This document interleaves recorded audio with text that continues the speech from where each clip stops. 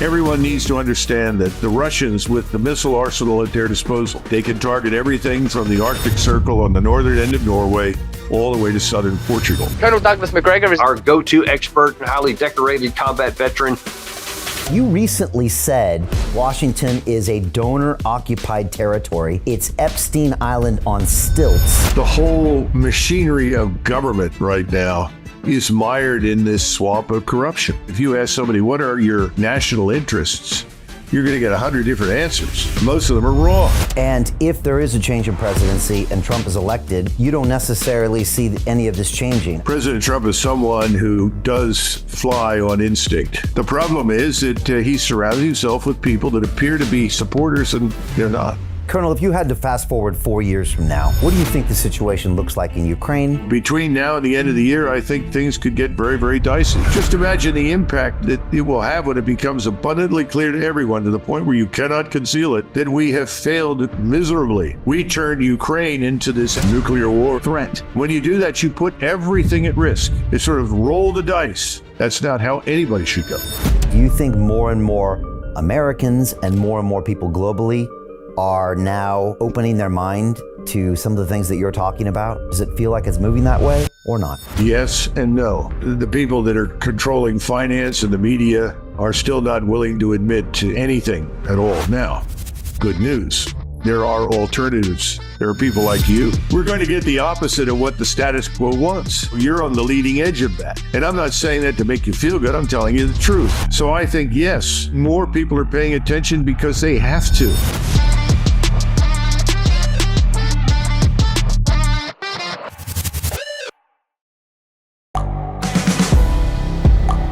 The world is changing. Inspiration is everywhere. It has never been so easy to connect, share, and bring people together. We're learning from others and finding the best in ourselves. Challenging our beliefs. Sharing our vulnerability. Overcoming our fears. Transforming ourselves so we can transform the world. How far can we go? This is London Real. I am Brian Rose. My guest today is...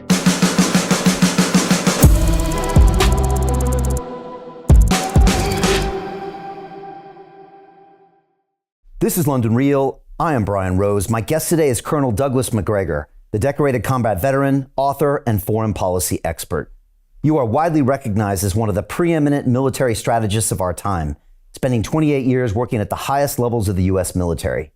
You have been a regular commentator on Fox News, the BBC, and the Tucker Carlson Show. In 2020, Donald Trump appointed you as senior advisor to the Secretary of Defense. You believe that Washington's continued support for both Israel and Ukraine is damaging the American brand globally and could lead to a major financial crisis as debt levels continue to rise. Meanwhile, radical protests continue on U.S. college campuses, and a nuclear war feels closer than ever before. Colonel Macgregor, welcome back to London Real. I'm glad to be back after that introduction. Nuclear war is imminent. Well, I want to get your thoughts on that for sure. But you recently said that most Americans don't realize that the $60 billion plus aid bill approved for Ukraine is actually not going to help defend that country. And most of it is going to end up going straight back to congressional reelection campaigns. You went further to say that Washington is a donor-occupied territory. It's Epstein Island on stilts, where everyone is rewarded for destroying their own society. Colonel, what did you mean by all of that? Well, I'm glad we have an hour or two to discuss this because there's a lot to it. I think the first thing to understand is everything that happens in Washington is really a function of money. If you want to know why people do the things they do, in most cases, you have to follow the money. I wish I could tell the British people and the rest of the world that we are ruled by a class of people who are desperately devoted to their country and will always try to find the right answer, but that's not the case. When it comes to Ukraine, Ukraine is an unmitigated catastrophe. our influence in that country, our insistence on this proxy war, our determination to make this Ukrainian puppet state fight to the bitter end for what ostensibly are our interests, even though I don't agree with them, has produced a human tragedy. I think over a year ago, I was on with you and I said that we were up to approximately 500,000 Ukrainian dead. All sorts of people that attacked me saying that's impossible. Well, today we're up to at least 600,000 dead. And within the last week or so, they've lost 8,000 killed. This entire bill and everything associated with it is a travesty. It's a travesty because there's no one to utilize the weapons that we are sending.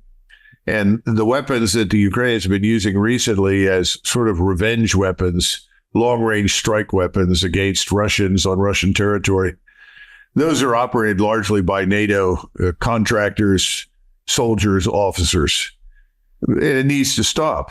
This war is over. This is not a question of Russia winning it. It's over. There's nothing left to fight with in Ukraine. There are no more people showing up.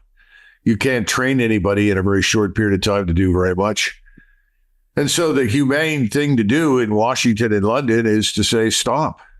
Let's sit down, and we have to accept the fact that this is lost and find out what the Russians want and move forward from that point. But nobody wants to do that. The ruling class doesn't want to admit that it's been wrong. And Washington simply has a laundering machine when it comes to money. They constantly spend on defense. But much of that money goes into the pockets of contractors, and these are the big donors and the corporations. It finds its way into political action committees for people's reelection campaigns. It's not just defense. It applies to the pharmaceutical industry. It applies to foreign lobbies, any number of different things. The whole machinery of government right now is mired in this swamp of corruption. Now, people will say, well, have they broken laws? Well, you can legalize corruption, and that's what we've done. So I would call it a form of legalized corruption. Now, how do you fix something like that? Well, barring anything short of a Cromwellian revolution, you can't. And that's the difficulty right now. People expect whoever wins in the next election, assuming we have an election in November, is supposed to rescue us. Well, I don't think it's going to happen because they have to deal with the Congress, with the Senate and the House. And this is not a new development, by the way. It's probably the worst that it's ever been, but there was a time in the late 1800s, turn of the century, when the railroads controlled the votes in Congress. And people that owned mining interests and so forth. Then later on, we had Standard Oil, the largest corporation in the human history. But we then turned and we broke these things up. That's what Teddy Roosevelt did. And breaking up those monopolies and forcing people into a different setting did have a positive impact on us. We need something like that again. But at the moment, I think the Hill, that is the Congress, the Senate and the House, are far stronger in the bureaucracy that supports them than any president who comes into office. So I don't know how we fix any of those things. So that's the first thing that I think we need to keep in mind. And your second question was, Ukraine and Israel have hurt the American brand. Well, I think our brand is probably worse off than it's ever been in our history. You know, one of the things I've told people repeatedly, if you want to find a Muslim country where we're popular, it's because there are no Americans in it, no American military presence or anything else. In fact, I would not say that exclusively about a Muslim country. I'd say it about any country. Now, we are not very popular right now because we've supported this disastrous war in Ukraine. The truth about the war is out there. It may not have reached everybody in the West and in the United States, but I think it has reached the rest of the world. The problem in Israel is very straightforward. People like me, I've supported Israel frankly, all of my life. But I can't support the current policy in Gaza. And unfortunately, the Israel lobby, which is a very powerful entity with a lot of money, it is not, strictly speaking, a foreign lobby because the people contributing to it are in the United States. And that very powerful lobby can make or break people on the Hill and candidates and politicians. And so now we're in this unfortunate situation where If you object to the policy of mass expulsion and potentially mass murder, which I think is happening, then you're an anti-Semite. Well, that's a quick turnaround, especially for millions of people like me who have always supported the Israeli state, simply because we viewed it as this amazing concentration of talent and human capital that could play a very positive role, not just in the Middle East, but in the world. And I think after the 73 war, with the resolution of that war with Egypt, a lot of us thought this is a wonderful development. We're going to eventually reach a point where people will view Israel as a conduit for economic prosperity and communication with the rest of the world. I think that was beginning to happen. All of that's now destroyed. I don't know how you get it back if you ever do. And so this is the struggle that we have. And again, this is part of our problem as this sort of declining hegemon. We are responsible for our own decline. It's not because somebody defeated us in a war and drove us into ruin. It's because we've overextended ourselves. We've meddled everywhere. And there's been no strategy. There's still no strategy in the United States. If you ask somebody, what are your national interests? You're going to get 100 different answers. Most of them are wrong. Our interests are actually quite simple. And if you go back far enough in our history, our preeminent goal was to do business with everyone. We weren't in the business of sanctioning people here or there. Somebody was reminding me the other day that the Tsar of Russia, Alexander II, had a very important role to play in the American Civil War because the British and the French fleets presented a danger to us.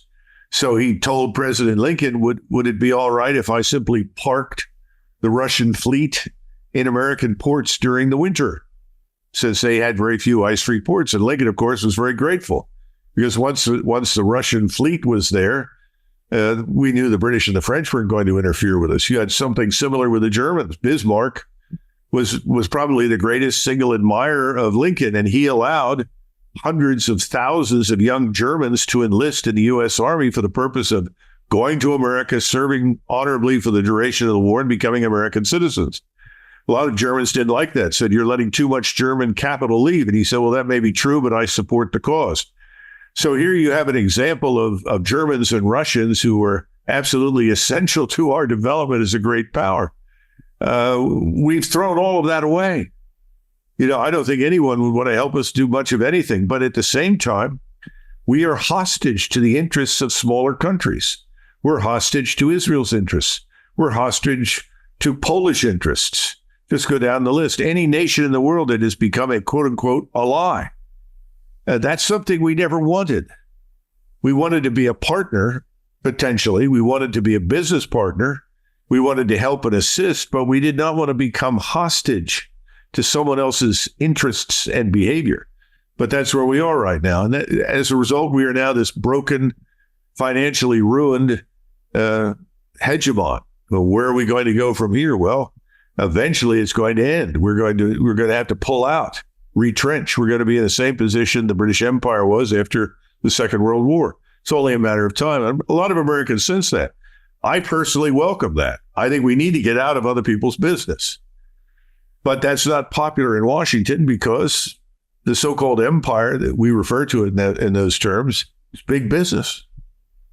I mean, if you compare the money that the Department of Defense receives for its overseas commitments and look at the money that it would probably receive if we simply defended our borders and our coastal waters and got out of the business of meddling everywhere, it would be minuscule. So you're not going to see anybody stand up inside the Pentagon and say, oh, let's defend America. Let's defend the Western Hemisphere.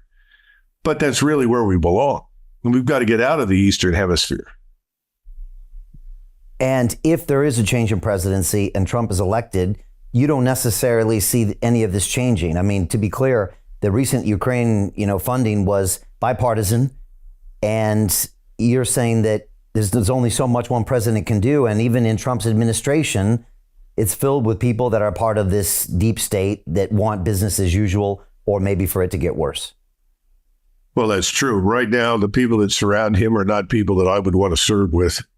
I don't think they're the kinds of people that really share Donald Trump's, what I would call instinctual views.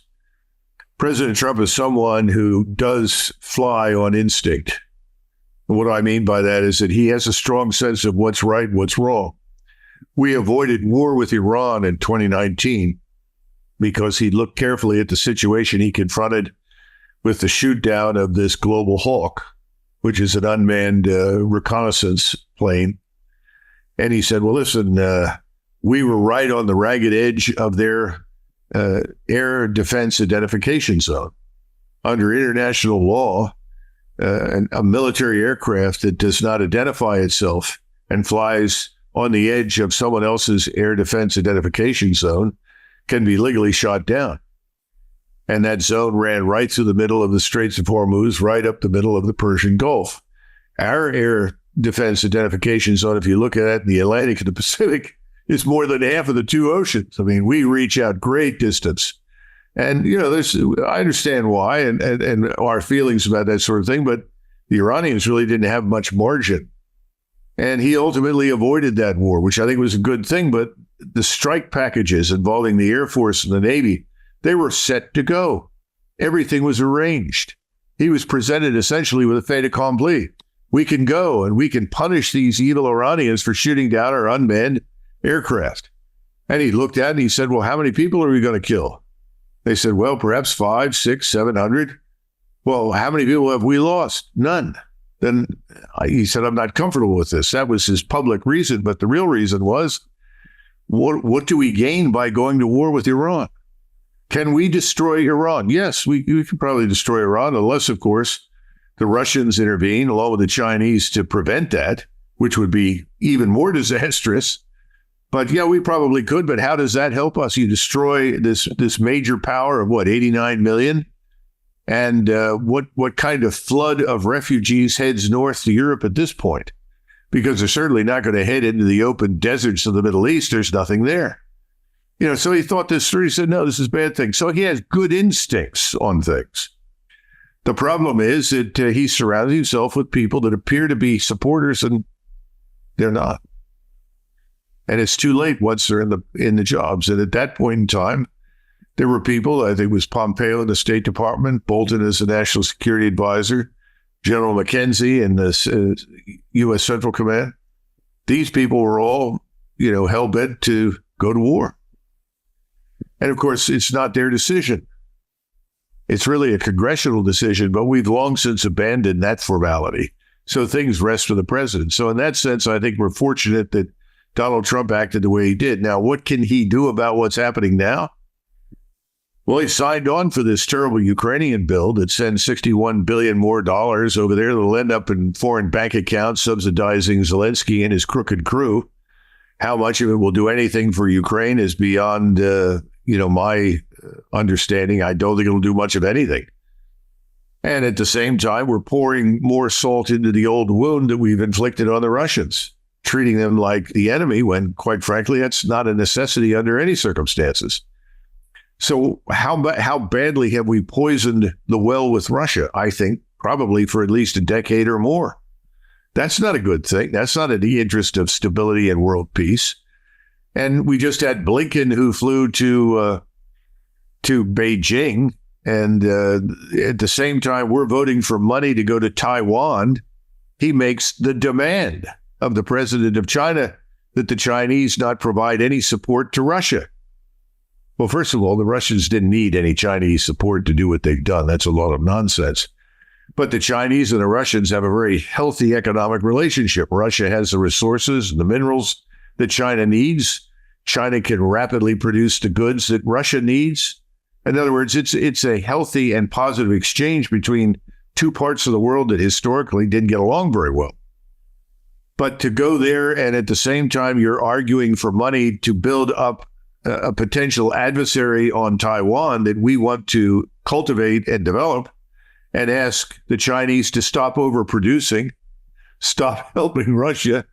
And I'm sure Yellen was probably there saying, please don't dump our treasuries. If they dump these long-term treasuries that are all worth almost nothing now, that could bring us down financially. It doesn't make any sense, does it? I mean, this is just insane. There is no coherent strategy, and there is no sense of mutual respect. We don't seem to respect the interests of anyone but ourselves. And if you disagree with us, well, then you deserve to, you sit in the closet over here with all the other evil authoritarians the world has ever known. It's nonsensical.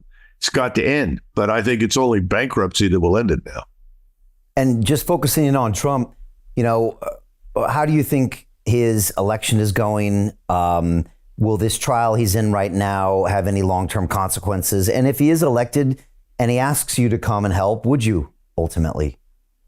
Well, first of all, when any president asks you to serve in any position, it's an honor and a privilege. At least that's what I think. So I would take that very seriously. Donald Trump supported Speaker Johnson on this, which I think was a very serious mistake.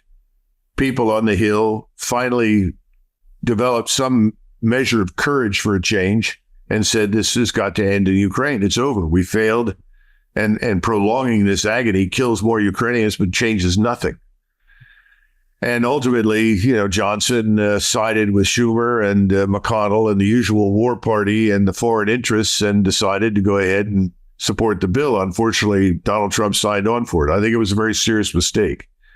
He threw his principles overboard and he threw a lot of his supporters under the bus. Now, he takes the view that it doesn't matter what he does, that people are going to vote for him because they like him and they believe in him and he represents them. I wouldn't sign on for that. I think people are actually paying attention to what people do right now. I think that's also true for Bobby Kennedy. Bobby Kennedy shares a lot of the same views as Donald Trump. Both of them, I think, have to sit back and carefully re-examine what it is that they stand for and then stand by those things for a change. There's too much readiness to do something you don't really believe in and don't agree with because, well, I'm trying to get elected. I have to satisfy this or that lobby. I need money. Without money, I can't win. It's a catastrophe. And I think both of them are decent human beings. Don't get me wrong. But I think they both need to confront that. And I think if they do, then we have a better shot. Now, who shows up on the other side? I'm still unconvinced that President Biden will be the man that runs the game. I mean, I don't think he's in very good physical shape. I think it's unrealistic to put an 80-year-old man into that job in any case. I mean, we might as well, reelect Emperor Franz Josef, of Austria-Hungary, who dragged Austria sadly into a war that he didn't really understand and then tried desperately to stop it. That's not what we need in the future. So I don't know who shows up. Soon it'll be somebody else. But why would anybody trust anybody? That's the first question. Remember that when Donald Trump ran at every rally, and I remember this vividly in 2016 watching, people would chant collectively, build the wall, build the wall, build the wall. In other words, close the border, get control of immigration, stop what's happening. As soon as he was elected, what did he do? He went after Obamacare. What? What happened to the border? People remember that. And that can't happen again. The second, you cannot say one thing and then do another. And people remember that. So I think he's got to carefully consider what he says and what he does. And as we stay stateside, over here in the UK, we look at all these protests happening on college campuses at Columbia, Austin, I think down in North Carolina as well. They seem to be becoming a really big deal there. They're canceling graduations. What do you make of this? Is this Hamas winning the social media war, or is it not? Is it really not that well planned? Is this just the youth reacting in a way? Will this have long-term consequences? And does it say something about America's current state? Well, I remember vividly the demonstrations that went on during the Vietnam War. Right. And they really got off the ground, I would say, in 67 and 68, 69.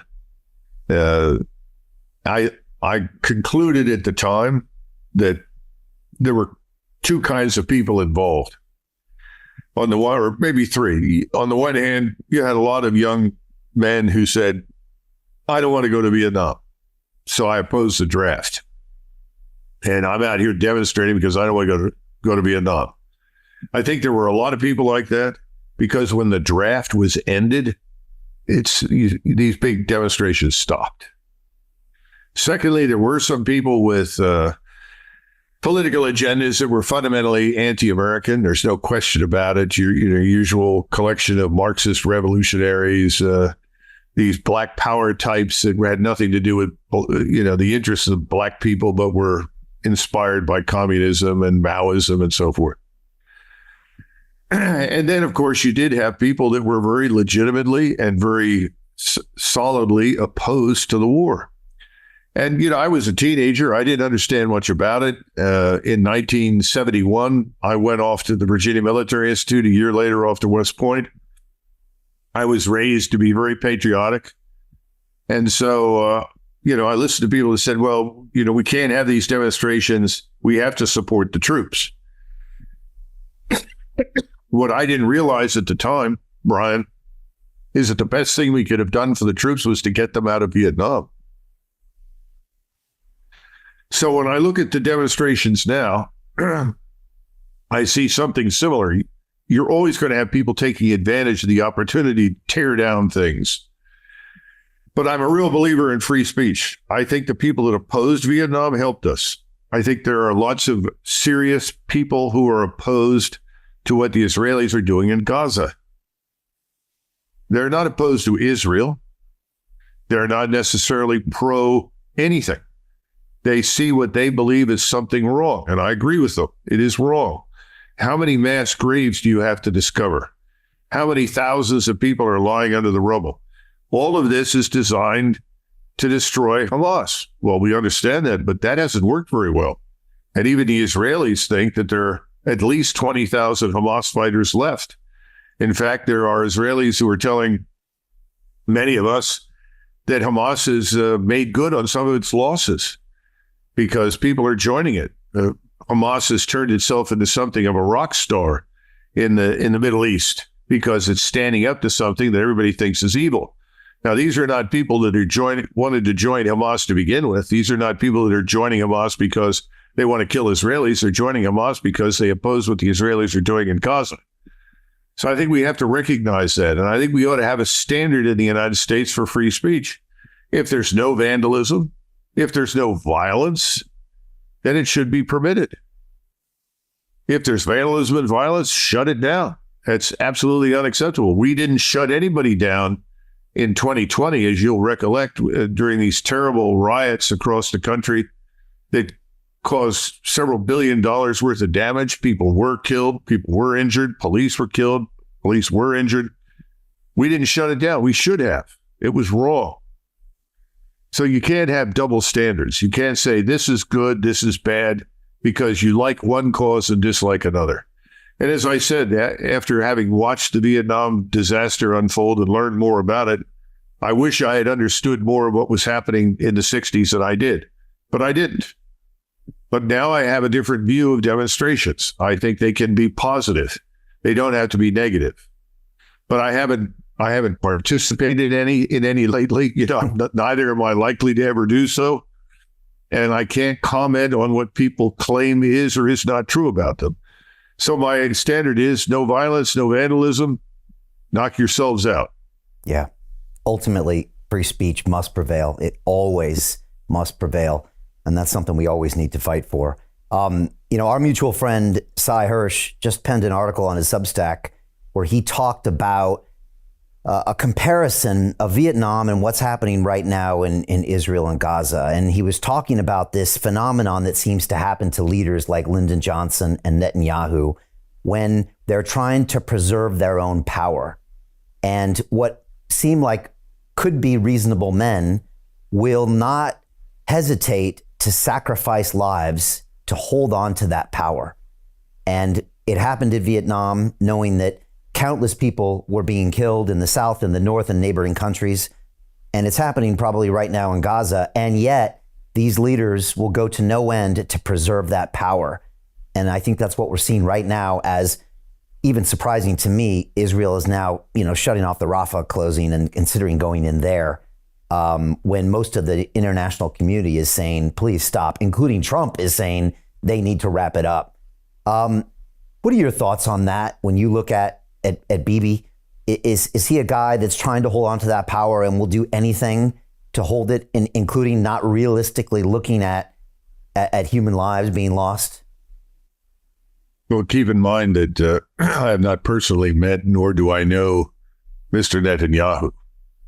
I do think I understand Sai's point, and I agree with him to a certain extent, but I would divorce Netanyahu from Lyndon Johnson. Lyndon Johnson was a corrupt political figure all of his life, and then he was ultimately in over his head. He didn't know what he was doing.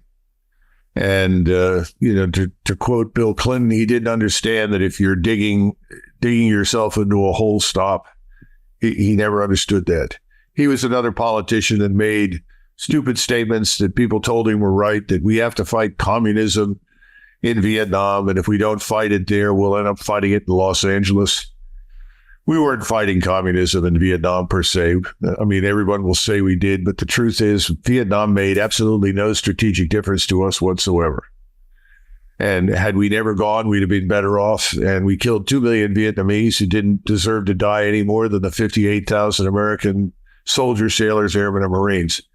I think Mr. Netanyahu is different. First of all, I think he's a highly intelligent man, much more intelligent than LBJ. I think he believes in his heart of hearts that he is standing up for and defending the Jewish nation. And he feels that this is a moment of truth for Jews in the world. He has turned this into an existential fight for the survival of Israel. It wasn't on the 7th of October. And I have serious questions about what happened on the 7th of October, because I visited part of the Gaza front in 2020, in February 2020, on a visit to Israel. And I thought they had a brilliant operation. They knew as soon as a cell phone lit up, or a phone of any kind, any communication whatsoever, they know who was talking to whom. They knew the history and the background of everybody. If someone, we had an Israeli soldier who was wounded by a sniper, and within minutes they knew who had done it, where he came from. They had brilliant electronic technology and surveillance technology and barriers. So I really question what happened on the 7th of October. Why was the response so slow? Why was there nobody there? Why did they position this music festival, for God's sakes, in such close proximity to it? None of it makes sense to me. So I have real questions there, and I hope at some point somebody digs into that. But having said that, what turned into a short object lesson to demonstrate that you don't kill Jews at your leisure has become something much greater. And it's become something that he and his colleagues and others in Israel talked about for a long time. And that is purge the Israeli state of its Arabs once and for all. Get them out. Well, getting them out is one thing, but purging is another. You're not just getting them out, you're killing them in great numbers. And most of these people are what you would expect to find in any number of Arab countries. They're people that are trying to keep their families together, feed people, sustain themselves. They're not particularly involved in anything except trying to live. I think that's what's upsetting people now. He takes the position they're all part of the problem. And I think in taking this position, he has created a pool of hatred and animosity and distrust, not just in the region, but worldwide, that is going to haunt Israel for a very long time, if Israel survives. Because remember, you're talking about a little more than 6 million Jews and 1.2, 1.3 million Arabs living in that country. We're not even including Gaza and the West Bank in that discussion. And what do they do? What can they look forward to in the future now? Who is going to do business with them? What kind of a tourist trade are they going to get? Are they going to live eternally on the income provided to them by the diaspora? And is it possible that they could have so seriously poisoned the well that they will lose the kind of support that they've historically enjoyed from us and from other countries in the West? I think it's all bad. And I don't see anything good coming out of this for Israel. But he's committed. and he can't turn back.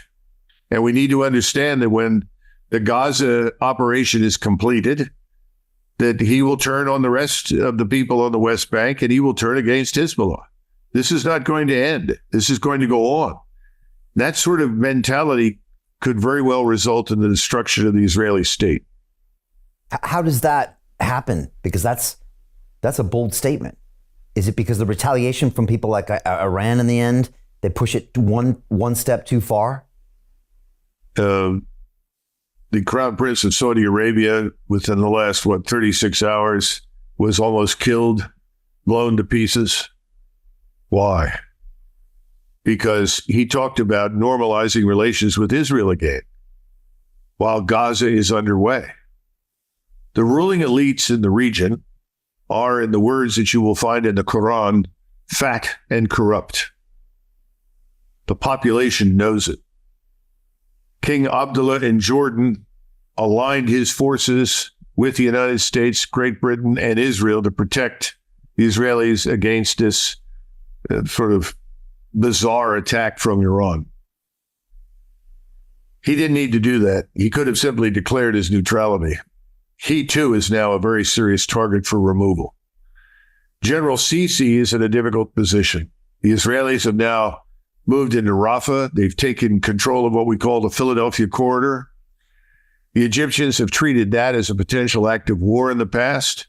His population is watching him and wondering, when are you going to act? What are you going to do? It's bad enough that you're tolerating the mass murder of our brothers in Gaza. Now what? I think the whole region is going to turn over in terms of its leadership and its elites. Then you have Mr. Erdogan, who had very bad election results quite recently. Why? Well, people said, well, the economy isn't good enough.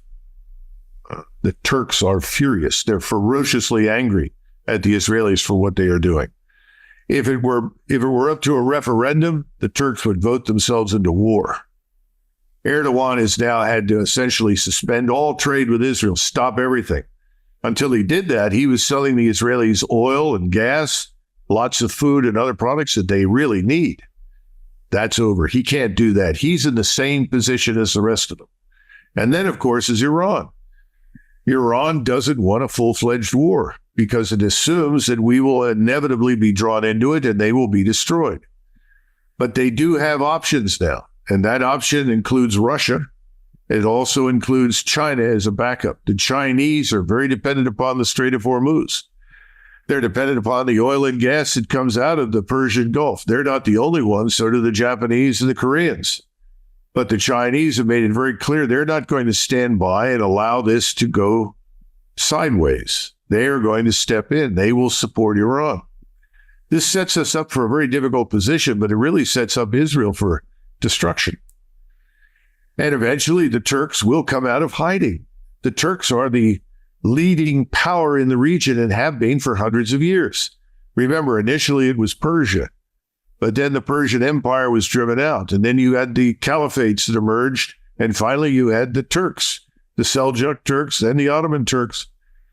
They are the power. They can field millions of troops, and they have a population that is at least 60+% under the age of 30. And they are furious, and they want to fight. I think this is very bad for Israel. I see nothing good coming of it. So my point is that he's on a track from which he cannot retreat. That much is true. He's very much like LBJ. He's made a lot of statements, a lot of promises, but there's something else going on here. He has the support of 85% of the population. When I say he does, his policy is supported. They may not like Netanyahu, but they certainly support the policy. That wasn't true for LBJ. By the time Tet happened, people said, this is ridiculous. Because in the year before Tet, you had General Westmoreland, much like a lot of our generals did in Iraq and Afghanistan, run all over the country and tell everybody, oh, we have turned the corner. We are winning in Vietnam. I'm very optimistic. Oh, Tet. So I think, he's in a different position from the Americans. The Americans at the time had already decided we've had enough. That's why LBJ didn't run again. That's not true in Israel yet. They have not had enough yet because they have been attacking people that, quite frankly, don't have much to defend themselves. It was the same thing that we did in Iraq and Syria. We've attacked at Afghanistan. We attacked people with no air defenses, no armies, no air forces. What could they do to us? Almost nothing. Well, Israel is about to cross that Rubicon, I'm afraid, and end up in a war with more nation states, more people than they ever had before. And that's what worries me most, because I don't think Israel should be sacrificed for this policy. And that's what I fear Mr. Netanyahu is doing unwittingly. And you've been talking about the Turks, ever since this invasion happened. You're one of the few people that is constantly warning us that they are there and waiting. And when they make a move, it's something that's going to change the entire situation. So I appreciate you bringing that up. I wanted to finish on Russia. You mentioned putting salt in the wounds and the fact this could be a decade long of damage. Recently we saw former Prime Minister here, David Cameron, say that if UK weapons were used on Russian territory, that would be okay with him. And then again, more talk of this nuclear war, where I think you commented about this, saying, quote, "The point we need to understand, in a nuclear exchange with the Russians, we'd lose 90 million plus people within an hour. Why would we want to contemplate something that utterly ridiculous and stupid?" You went on to say, "I think we're playing with fire. We need to wake up. This is not something they want. It is something we seem to be insisting upon." Can you comment on that? Colonel, I've seen more podcasts talking about nuclear war and its ramifications than I've ever seen in the past 20 years happen in the last 2 months. So this is on people's minds. Well, first of all, I think it's good that people are talking about it because, again, when I was growing up in the 60s, that never left anybody's mind. Everyone was acutely sensitive to it. And the one thing that we all accepted was that Russia exists. The Soviet Union is the Soviet Union. We may not like it, but it exists. So we have to find a way to get along with them, because the alternative is Armageddon. Everybody understood that. That's a good thing. Russia is not the Soviet Union. Russia is infinitely better and more humane than the Soviet Union ever was. Instead of applauding that, we seem now to want to destroy it. So that baffles me beyond belief. But there are other issues here. I think we need to at least welcome some good news. The French, and Mr. Macron in particular, who was the first to open his mouth and talk about we cannot allow Mr. Putin to win. We cannot allow the Russians to win. And I will commit troops and I will send 20,000 troops. They've all walked it back. The spokesman for the French foreign ministry said, no, we don't support that. And now they've said we have no troops in Ukraine. Well, they have some French soldiers and officers in Ukraine. So do we. So do other NATO countries that have been there as advisors and have operated on a, like contractors, supporting them with intelligence and advice. But he's made it very clear there will be no French force marching east into Russia into Ukraine under any circumstances. So that's good. And I think Lavrov did the right thing when he summoned both of them and laid down the law. Now, in the meantime, our spokesmen have reiterated that we will not put troops into Ukraine. I think that's a good thing. Nothing has been heard from London. And I think that the British people need to understand that the Russians are quite serious. If in fact they supply these strike weapons in great numbers to the Ukrainians so that the Ukrainians can destroy Russian infrastructure and kill Russian citizens, the British will pay a price for that. British citizens will be killed. British troops will be killed. British installations will be destroyed. That's not an idle threat. Everyone needs to understand that the Russians, with the missile arsenal at their disposal, the Iskander, the Kinzhal, these things are very precise with great range. In fact, they can target everything from the Arctic Circle on the northern end of Norway all the way to southern Portugal. Last time I looked at the targeting capability, the range, there was a small piece of southern Portugal in the very south where the Atlantic sort of swims around into the Gibraltar area that could not be reached. That's it. And they don't have to hit that much. The Germans need to wake up. And I think they've begun to. I think Scholz has said this war has to end one way or the other. That's good news, because this business of having demonized your opponent or the people that you don't like beyond. To continue watching the rest of the episode for free, visit our website londonreal.tv or click the link in the description below.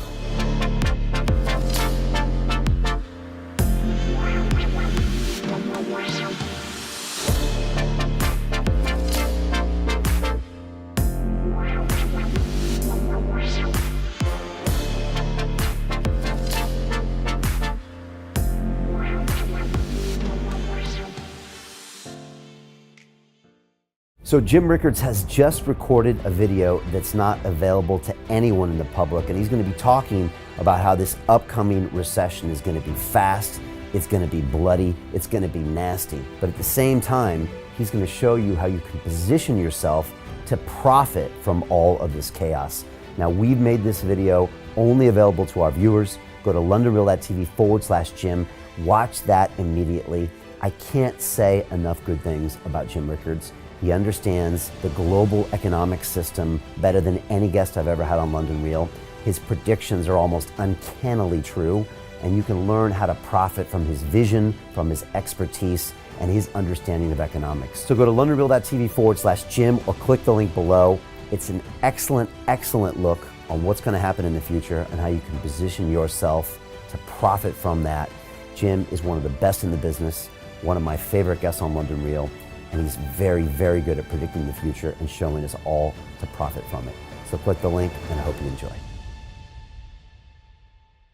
Hey, it's Brian Rose, founder of the DeFi Academy. I've told you my 4-week crypto bootcamp is amazing, but don't take my word for it. This is what my students are saying. The DeFi Academy was an amazing experience for me. It took me totally out of my comfort zone. In this course, I was challenged, I was held accountable, and pushed to do things that honestly weren't always easy. It's been phenomenal, and I can't believe we're already up on our 4 weeks. It has flown by. Going through this DeFi accelerator by far was one of the best courses I've taken. You do this course, you really get into the nitty-gritty of the activities that will make you comfortable with decentralized finance. Thank you so much to Brian and everyone at London Real and the DeFi Academy for even putting together an amazing course like this. Anybody else that wants to do it, please sign up. It is well worth the money.